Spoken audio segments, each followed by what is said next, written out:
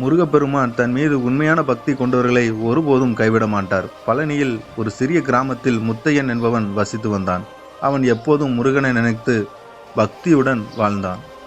அவன் ஏழை எனினும் ஒவ்வொரு ஆண்டும் தைப்பூசம் அன்று முருகனுக்கு சிறப்பு வழிபாடு செய்து சிறிய அலங்காரத்துடன் கந்தசஷ்டி விரதம் இருந்து வந்தான். ஒரு ஆண்டு கிராமத்தில் உள்ள சில கொடுங்கோலர்கள் முத்தையனை இழிவாக பார்த்தனர். நீ மட்டும் ஏழையாக இருந்தும் ஒவ்வொரு ஆண்டும் சிறப்பாக வழிபாடு செய்கிறாய், முருகன் உன்னை நேசிக்கவா செய்கிறான் என்று கேலி செய்தனர். முத்தையன் இதை கேட்டும் முருகனிடம் மிகுந்த நம்பிக்கையுடன் இருந்தான். என் முருகப்பெருமான் என்னை எப்போதும் கைவிட மாட்டான் என்றார். ஆனால் அந்த கொடுங்கோலர்கள், நீ உன் முருகனை அழைத்து கொண்டு வா, அவர் வந்து உனக்காக எந்த ஒரு அறிகுறியாவது காட்டட்டும் என்று சவால் விட்டனர்.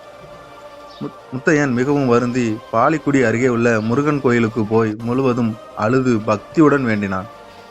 ஓம் சரவண பவ, எப்போதும் எனக்காக இருப்பீர் அல்லவா, தயவு செய்து எனக்கு ஒரு அறிகுறியாவது காட்டுங்கள். அதற்கு பதிலாக திடீரென்று ஒரு பசுமை வேல் தோன்றி அது ஒளிர்ந்து காணப்பட்டது. அந்த வேல் முழு கிராமத்திற்கும் தெரியும்படி வானத்தில் ஒளிர்ந்தது. இதை பார்த்த கொடுங்கோலர்கள் அதிர்ச்சி அடைந்து தங்களது தவறை உணர்ந்து முத்தையனிடம் மன்னிப்பு கேட்டனர்.